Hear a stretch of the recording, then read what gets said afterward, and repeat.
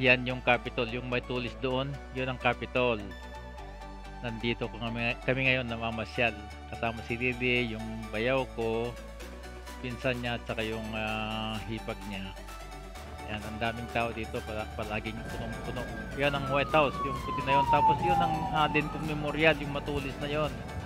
Nakikita nyo? Harapan yan ng White House. Ang daming taong namamasyal dito. Punong-puno. Palaging marami. Yan ang White House, yung puti na yun. Yan. Diba napakaganda? Tapos yan yung parang lake. Ayan. Salamat guys. Salamat sa pagsuporta sa George R. Vlogs.